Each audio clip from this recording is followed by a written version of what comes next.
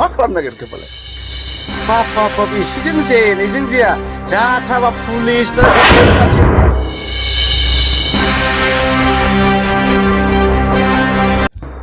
बे बेलेन ब्लकआव बे 6 शेड्युल हायाव जेराव ट्राइबल एन्ड गुबुन नान ट्राइबलनाव नाम जारियानो जाया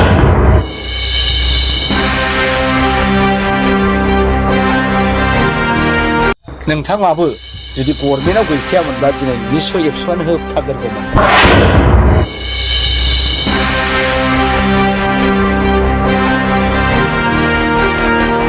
अल बड' स्टुडेन्ट इउनियना गभर्नमेन्टजों थाफानायखाय प्रमद गभर्नमेन्टनि पार्ट एन्ड पार्सेलखाय नोंथांमोना दिनै रायजो राजानि जानानै गसङो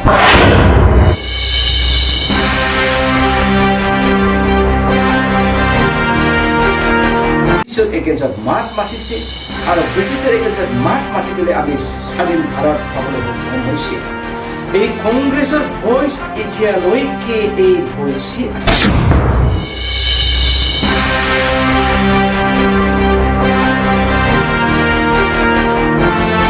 सुंद'यैनो मोनसे भिडिअ शेयार खालामनो नागिरदों आरो बे भिडिअआ जाहैबाय दा फरबद जरायाव जे जानाय बैफोर रायजोफ्रा मा रोखोम भुगिनांगासिनो दङ आरो मा रोखोम परिस्थितियाव पुलिस आर्मिफोरजों बुजानाय एबा हरमायनि धमकी हैजानाय बेफोरनि सायाव आं नोंथांमोननो जेसेबां हायो आंनि थौले मेलेमजों आङो बिबुंथिखौ नोंथांमोननो होगोन दा बिनि थांनायनि सिगां दा कंग्रेसनि जे स्पक्सपार्सन मानाव गेदेर गरजन मोसाहारि सारा जे थार्माल प्रोजेक्टनि सायावनो माबायदि खोथा बेखेवदों गुवारैनो बेखेवदों नोंथांमोना बे भिडिअखौ बे सारा मा बुंलांनो गरजन मोसाहारि सारा नोंथांमोना बे भिडिअखौ खोनासंनानै लाग्रोदो অসমবাসীলৈ নমস্কাৰ যাচিছো নমস্কাৰ আজি মই আপোনালোকৰ কাৰণে এখন গুৰুত্বপূৰ্ণ কথা আলোচনা কৰিবলৈ ইয়াত আহিছোঁ নৱনিযুক্ত যুৱ নেতা অসম প্ৰদেশ কংগ্ৰেছ কমিটিৰ সভাপতি গৌৰৱ গগৈ ডাঙৰীয়া আমাৰ অসমবাসীৰ কাৰণে এটি ভাল খবৰ আনিছে এটি গুৰুত্বপূৰ্ণ ঘোষণা আৰু এই ঘোষণাটো সেইটোৱে যুঁজ এখন হ'ব এই যুঁজ এখন হ'ব যুঁজ এখন হ'ব পৰ্বজৰা বিটিআৰত হিমন্ত বিশ্ব শৰ্মা ডাঙৰীয়াই 3600 বিঘা মাটিক ইতিমধ্যে আদানী বিক্ৰী কৰিলে এপিডিচিএল পাৱাৰ প্ৰজেক্টৰ নামত ট্ৰাইবলৰ মাটি সেইটো 6 শেডুলৰ থকা মাটি সেইটো বেল এণ্ড ব্লকৰ থকা মাটি ইয়াৰ এগেইনষ্টত হিমন্ত বিশ্ব শৰ্মা ডাঙৰীয়াৰ এগেইনষ্টত যুঁজ এখন হ'ব উমৰাংচু ডিমা হাছাৱত 9000 বিঘা মাটি হিমন্ত বিশ্ব শৰ্মা ডাঙৰীয়াই আদানী বিক্ৰী কৰিলে ইয়াৰ এগেইনষ্টত যুঁজ এখন হ'ব গুৱাহাটীত বড়ো ট্ৰাইবলসকলক উচ্ছেদ কৰা আৰু ট্ৰাইবলৰ মাটিক 6 শেডুলৰ মাটিক আন ট্ৰাইবলক দিয়া ইয়াৰ এগেইনষ্টত যুঁজ এখন হ'ব হিমন্ত বিশ্ব শৰ্মা ডাঙৰীয়াৰ এগেইনষ্টত শ্ৰীৰামপুৰত হিমন্ত বিশ্ব শৰ্মা আৰু প্ৰমোদ বড়ো ডাঙৰীয়া মিলিজুলি গৰু সিন্ডিকেট মৌ সিন্ডিকেট গাহৰি সিন্ডিকেট ব্ৰইলাৰ সিন্ডিকেট আৰু সুপাৰী সিন্ডিকেটৰ এগেইনষ্টত যুঁজ এখন হ'ব এই যুঁজ এখন হ'ব বিটিআৰত প্ৰমোদ বড়ো ডাঙৰীয়াই নিৰ্বাচনৰ সময়ত ৰাইজ ৰাজাক ফুচুলাই প্ৰতি ঘৰে ঘৰে এখন চাকৰি পাব এই মিছলীয়া কটাৰ কাৰণে প্ৰমোদ বড়ো ডাঙৰীয়াৰ এগেইনষ্টত এই যুঁজ এখন হ'ব নলেজ ফেষ্টিভেলৰ নামত এটা কিতাপৰ দাম 5000 টকা প্ৰমোদ বড়ো ডাঙৰীয়াই কেলেংকাৰী কৰিছে হাজাৰ কোটি টকা ইয়াৰ এগেইনষ্টত যুঁজ এখন হ'ব বিটিআৰৰ দুৰাণ খাবৰ নামত প্ৰমোদ বড়ো ডাঙৰীয়াই হাজাৰ কোটি টকাৰ কেলেংকাৰী কৰিছে ইয়াৰ এগেইনষ্টত যুঁজ এখন হ'ব ৰাইজসকল আপোনালোকে সবেই জ্ঞাত পূৰ্বৰ পৰাই ভাৰত স্বাধীনৰ আগৰ পৰাই সেই কংগ্ৰেছ দলে গোটেই ভাৰতবাসীক জাতি নিৰ্বিশেষে ধৰ্ম নিৰ্বিশেষে আমি সবক লৈ পেলাই সকলোৰ ভইচ হৈ পেলাই আমি জনগণৰ গণতন্ত্ৰৰ ৰূপ লৈ পেলাই আমি সকলোৰে ভইচ হৈ পেলাই ব্ৰিটিছৰ এগেইনষ্টত মাত মাতিছে আৰু ব্ৰিটিছৰ এগেইনষ্টত মাত মাতি পেলাই আমি স্বাধীন ভাৰত পাবলৈ সক্ষম হৈছে এই কংগ্ৰেছৰ ভইচ এতিয়ালৈকে এই ভইচই আছে আমি আপোনালোকৰ প্ৰিয় কংগ্ৰেছ আপোনাৰ বন্ধু আপোনাৰ বিপদ আপদত আপোনাৰ লাঞ্ছিত বঞ্চিত কংগ্ৰেছ কেতিয়াও কৰিব নিদিব এই ভাৰতীয় জনতা পাৰ্টি চৰকাৰক এই হিমন্ত বিশ্ব শৰ্মা মিছলীয়া মানুহ আমি আমাক বঞ্চিত লাঞ্ছিত আৰু বিশেষকৈ ট্ৰাইবেলৰ মাটিৰ এগেইনষ্টত দালালি আমি সহ্য নকৰিব ইয়াৰ এগেইনষ্টত যুঁজ এখন হ'ব নৱনিযুক্ত যুৱ নেতা ৰাহুল গান্ধী নৱনিযুক্ত যুৱ নেতা অসমৰ সভাপতি প্ৰদেশ কংগ্ৰেছৰ সভাপতি গৌৰৱ গগৈ ডাঙৰীয়াই এই যুঁজ এখন দিব পুলিচফোৰ হাকু ডাকু मा खालामनो ज्राव होसोथारो एखेबारे बांद्राय मोनथारबाय आं बे प्रमदनिखौ आखलखौ बांसिनसो जाबाय हनै थफि गोजा थफि खाखि थफि गोसोम मा जाखो बे फाख्रा सिख्रा एखेबारे लावथिनि लावथि सिलायनि सिलाय हाबे सादा बुसा बे फरबद जरानि फाग्लि जरा पार्ट 2 पार्ट 1 बोरै बासबारि हेनतेननि रायजोफोरखौ मा खालामनो नागिरखो बालाय बाप एसेजों जेनैजों जाया जाथाराबा पुलिस होख्रेमथानसो होनाय जाखो ना मा जाखो बेलाय एसे बांद्राय मोनबाय आं प्रमद बिथांनिखौ रायजोफोर बेलासिनि बयनिसिमबो खुलुमनायखौ जासिदों गासै बिटिआर बासिनि रायजो राजानिसिम आङो फैदों बे समावहाय थानो हाथाराखै आं फुंनि सानसुनि बेलासिनि बे फरबजरानि जाथायखौ नायगासिनो एखे फालो एखम्बा पुलिसा ज्राव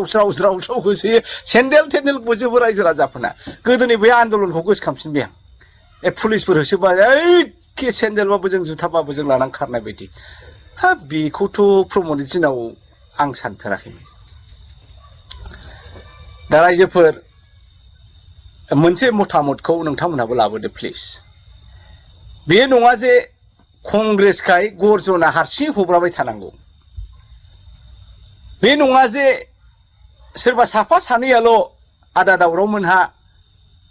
आदा पंकज मोनहा सोरबा बिपिएफनि दैदेनगिरिफ्रा सोरबा मनजिल बिथांमोनहा बा सोरबा मुनमुन बायद'मोनहाल' फैनानै बे फाग्लिजरा इस्यु बे 3600 बिगा आदानि इपिसिएलनो होनो नागिरनाय हाखौ जोंल' बुंनांगौ बे नङाब्रा जिबायदि जाथाया जागासिनो दं सानसेयाव बाद गैया बिथांमोनहा टाइमलाइन होदोंमोन जे 15 तारिखआवनो फेन्सिं बा पस्ट खुन्थिया सिमनानि खुन्थिया गायजोबजानांगौ बेनिफ्राय बेसिम होबथानोसै जोङो होबथानानै दाथ' दैज्लांनि खोथिया फुनांसिगौ बा खासिया गायनो रेडि खालामनांगौ आलि खोनांगौ ट्रेक्टर हालौनांगौ उमुक खालामनांगौ बायदिसिना हाबाफारिनि हिसाब दंमोन रायजो राजाफोर नाथाय ओरैबायदि खैफोदाव गोलैबाय बे जालिया पुलिसखौ बारानिफ्राय बारासो हरबाय बे रायजो राजा गरिब दुखिया रायजो राजानि दायथ'आ बारानिफ्राय बारासो बांबाय देग्लाय नुबाय जे प्रमदा बेबायदि जुदि पुलिस लानानै सानफ्रामबो साननि फुंनि हरनि दुमदाखाल खालामबाय थायोबा बिथांमोना देग्लाय दैज्लांनि आबादखौ मावनो हानाय नंला आरो मेसेङाव ओंखामा मोनजानाय नंला दा बेखायनो रायजोफोर बाथ्रायाव मोनसे बुंनाय दङ जे जोंनि समाजा दुथां रोङै जाम्बा जाम्बिनि थाखाय बांद्राय धंस जाया होनदों बांद्राय नस्थ जाया गोरों गोराया मिथिखा हसिखा जेब्ला सिरि थायो अब्लासो हादोरा बा समाजा बांसिन आद्रि जायो दा नोंथांमोनहाबो बे फरबजरानि आदानिनो एपिडिसिएलनो हा हगारनायनि दावहायाव बाहागो लानांसिगोन आरो मा रायजो राजाफ्रा सानफ्रामबो जाय बर' बिमाफ्रा जाय बर' फिसाफ्रा दाउ बोरमा अमा मोसौ मोसाजों सानफ्रोमबो दिन थाङो दा न'खौ गारनानै बिथांमोनहा पुलिसजों दावहा नांनो पुलिसखौ होबथानो सिमा गायनायनिफ्राय खुन्थिया गायनायनिफ्राय सानफ्रोमबो फुंनिफ्राय दाउला गिसिरबानो नोंथांमोना भिडिअखौ फट'खौ नुबाय थाबाय न'नि हाबाखौ सोर मावगोन बे दाउसा फिसाफ्रा सिलाजों लांजासिगोन नेवलाय गादारजों लांजासिगोन उन्दै उन्दै गथ'फ्रा एलपि स्कुलाव थांनाय बबेबा एमइ स्कुलाव थांनाय हाइ स्कुलाव थांनाय सोर ओंखाम संनानै जाहोहरखो हा फिसाफ्रा बेबा मा जाखो बे दावहाया सोरबा परबजरानि पार्टिकुलार बै 3600 बिगानि हानि बिगोमाफोरनिल' दावहा नङा बे दावहाया साफ्रोमबो ट्राइबेल जनगोष्ठी गावनि हारि आरो थामोनथा आरो हाखौ अनग्रा सानसुमै रायजो राजाफोरनिसो दावहा दा बेखायनो नोंथांमोना माबारनो बे दावहा नांनायाव बे आन्दलनाव मदद होनांगोन माबायदि मदद नोंथांमोना बेक्तिगत फैनानै बुंफैनो हायोबा बिथांमोननि जानानै जोबोद मोजां आरो हायाब्लाबो नोंथांमोना गारि घोराजों मालाबा फैयोब्ला थालिरफोर लाबोदो आनारसफोर लाबोदो हा सिरा थफ्ला गुर थफ्ला बुट सोमनायफोर लाबोदो दै बथलफोर लाबोनानै बिथांमोननो होफैदो बिथांमोना उखैबाय जाथारलिया रानज्रिं खुनजों जाजोब्बाय आरो नुबावदोंसो आं दहायनि भिडिअखौ नायबाय सासे हिन्जावा होनबाय मोनायावबो फैनानै सिगिफैब्लासो जाबाय जाहैदों जबरदस्ति खालामथारबाय हाथाय बाजाराव फैनो हालानो नोजोर होयो बेखौ हमनांगौलै बेखौ बुनांगौलै दा प्रमदआ मा खालामनो सानखो मानो इसेबां हाखादावरा मा कमिटमेन्ट होबा नोंथाङालाय आदानिनोलाय मा कमिटमेन्ट होबा नोंथाङालाय हिमन्त बिश्व शर्मानोलाय जे 15 तारिखआवनो सिमाया गायजाथारनांगौ उमुगावनो सिमाया गाय बेथ' डेम'क्रेटिकनि मोनसे आयेन आब्रुथिखौ बारसिनायसो जाबाय डेम'क्रेटिक गभर्नमेन्टआव रायजो राजायानो राजा दा नोंथाङा रायजो राजानि खोथाखौ खोनासङाब्लानो पुलिस मिलिटारि लानानै दमन खालामनानै जबरदस्ति हाखौ सेनो नागिरनाया बे प्रमद बर'नि आखल नङा आं मिथिनायाव बे इउपिपिएलनि दैदेनगिरिफोरनि आखल नङा नोंथांमोना निश्चय सोरजोंबा एखेबारे बिराद गिदिरथार अब्लिगेसनाव थाबाय सोरनोबा माबा मोनसे रादाय होबोदों खोमा बेखायनो एखे जबरदस्ति प्लिज बे जाथावना खामानि नङा आं मा खालामनो सानदों प्रमद बर'आ साननायफोरखौ आं सानदों बिथाङा सानबाय खोमा आंथ' बर' साहित्य सभानि दैदेनगिरिफोरखौ थिनहरबाय आंथ' ट्राइबेल संघनि लिडारफोरखौ थिनहरबाय आंथ' बर' समाजनि दैदेनगिरिफोरखौ थिनहरबाय एबसुनि सेंग्राफ्रा थांबाय बुंबाय मानियाब्ला मा खालामनांगौ होख्रेमदो स्रेम प्लास्टिकनि गारला लावथिजों गारला बेदे लावथिजों बाप रे बाप आन्दलनकारि परबजरा रायजो राजानि आखायाव दै बथल सिरा थफ्लानि अनगायै जेबो गैया लावथिबो गैया प्रमदनि सेनापति हिमन्तनि सेनापति आदानिनि सेनापतिफोरनाव लावथि दङ सिलाइ दङ टियार गेस गावग्रा दङ माबा माबि दङ हा बिथांमोनजों जों बहा नांनो हानो आदानिजोंखि जों नांनो हायो दा बेखायनो गासै बर' रायजो राजाफ्रा ट्राइबेल जनजातिफ्रा ज' जानानै बे परबजरानि आन्दलनकारिफोरजों लोगो लायाबा जों खिन्थु दावहायाव जेनबाय प्रमदआ सानदों खोमा कम्पानिखौ मानो नाङा जोंनो बयनोबो नांगौ बरजननोबो नांगौ मोनफ्रोमबो आंनि प्रेस मिट भिडिअ बाइटआव आङो जोंनि बे बिटिआरआव कल कारखाना इन्डास्ट्रि गैया बेखायनो जोंनि लाइमोनफ्रा काहा तामिलनाडु केरेला बम्बाइ दिल्ली थांनानै खामानि मावहैनांगौ जायो आरो फेमिलियाव जोबोद प्रब्लेम नुजाथियो दा बेफोरनिफ्राय गोजान जानोबा आदानिनि इपिडिसिएल कम्पानिया जोंनो गोबां साख्रि होनो हागोन आरे बाबा आदानि खोथाखौ जों बोरै बिसास खालामनांगौ प्रमद नोंथांनि खोथाखौ जों मानो बिसास खालामनो रायजो राजाफ्राथ' मिथिगौ नोंथाङा आन्दलनकारि एनडिपिनि जानानै सान्ति सुक्ति खालामदोंमोन एनडिपिफोरखौ सख'जोबनांगौमोन दिनै स' एनडिपिफ्रा दाबो जेलाव दङ जों नोंखौ मानो फोथायनो बे 50-60 बोसोर बड'फानि सिमां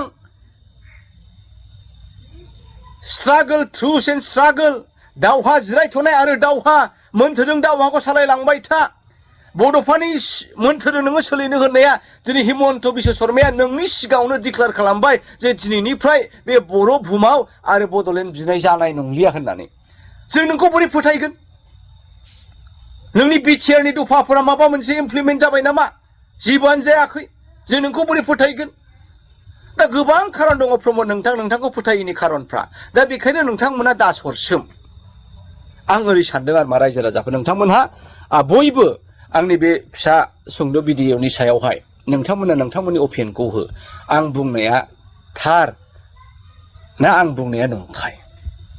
जोङो सोरनि जानानै दावहा नांनांगौ प्रमदनि जानानै बै रायजो राजाखौ बुसि बुसाबाबो सदबनानै आदानिनो 3,600 बिगाखौ होनांगौ ना बै रायजो राजाफोरजों थाफानानै बे आदानिनि हेंथायै प्रमदनि हेंथायै हेमन्तनि हेंथायै दावहा नांनांगौ नोंथांमोनाबो कमेन्टखौ होनांगोन कमेन्टल' होनायजों जानाय नङा आं मा सानदों आरो मा जोंनि इउनिभार्सिटि आरो कलेजनि सानसुमैफ्रा लेक्सारार प्रफेसारफ्रा एनजिअनि दैदेनगिरिफ्रा बयबो ज' जानानै मोनसे सेमिनार लानांगौ इमिडियेटलि बे सप्ताहनि गेजेरावनो जे बे एफिडिसिएल कम्पानिखौ बे फरबजरा ओनसोलाव लाबोनाया मोजां जामारगोन ना गाज्रि जामारगोन बे बेलेन ब्लकआव बे 6 शेड्युल हायाव जेराव ट्राइबेल अनगायै गुबुन नान ट्राइबेलनाव नामजारियानो जाया जोङो आदानिनो होनाया मोजां जागोन ना गाज्रि जागोन खारन खयथा कम्पानि फैगोन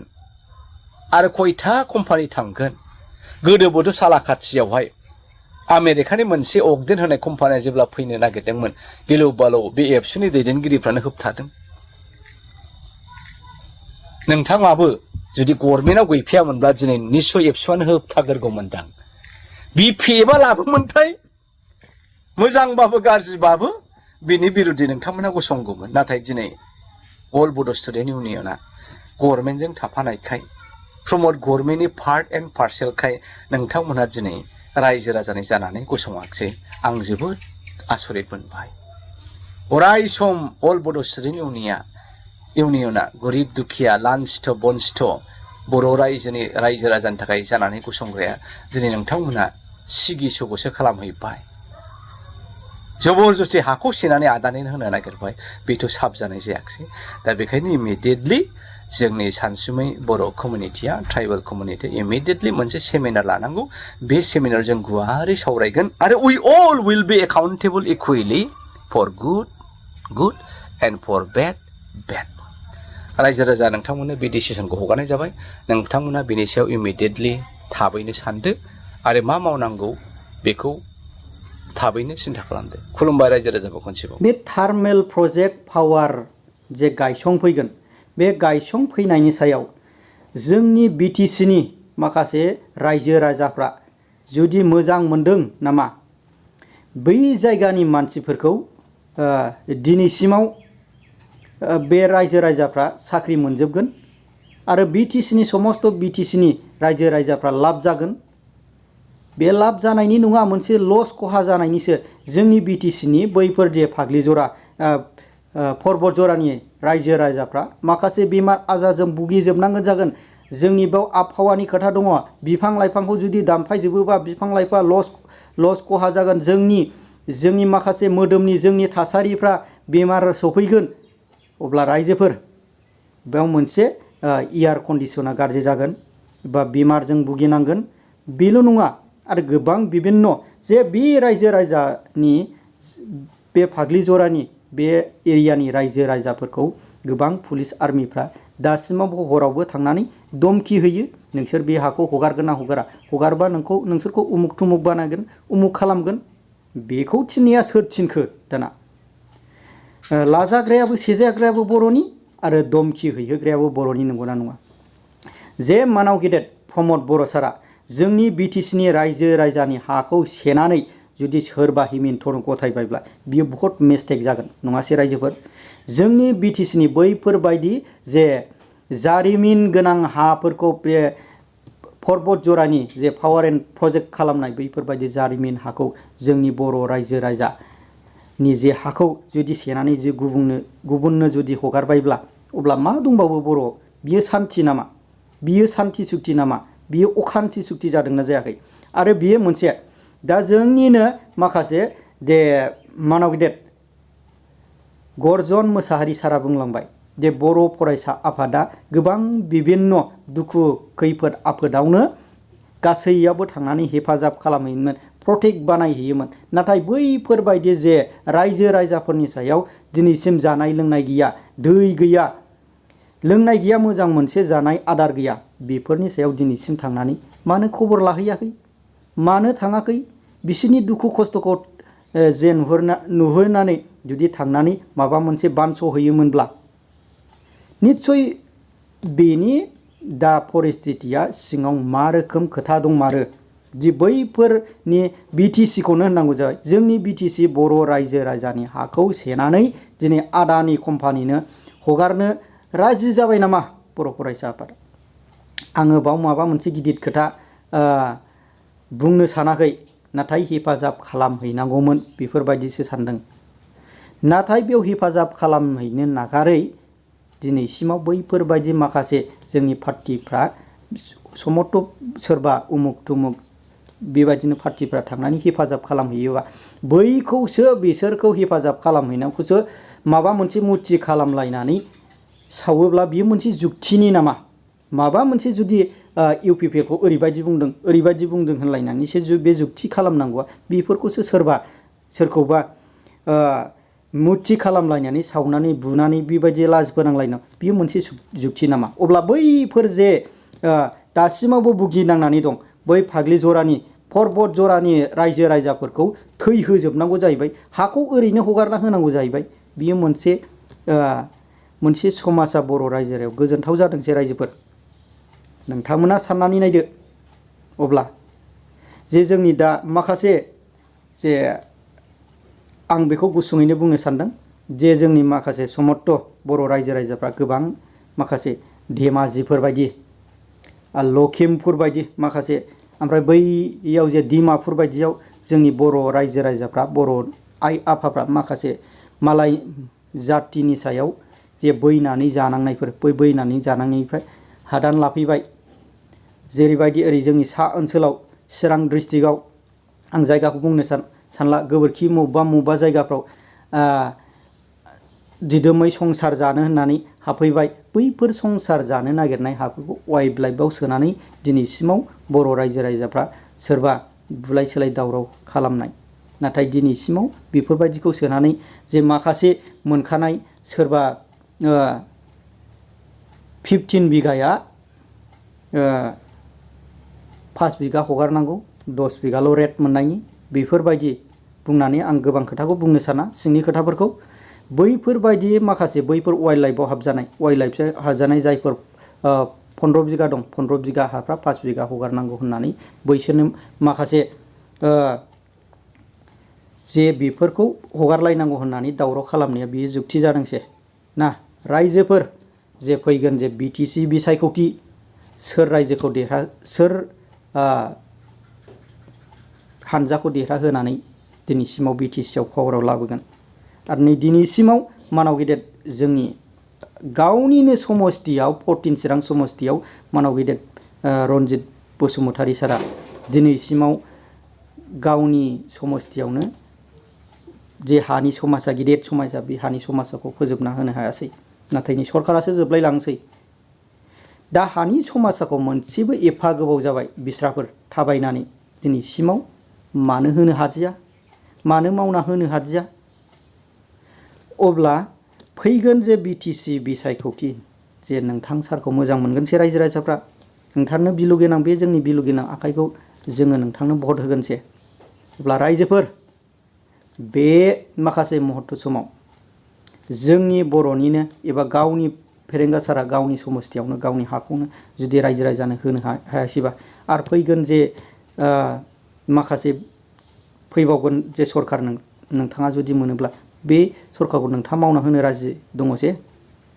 अब्ला रायजोफोर नोंथांमोनहा बे भिडिअनि सायाव माबायदि मोनखो अब्ला मा फोरमायगोन नोंथांमोना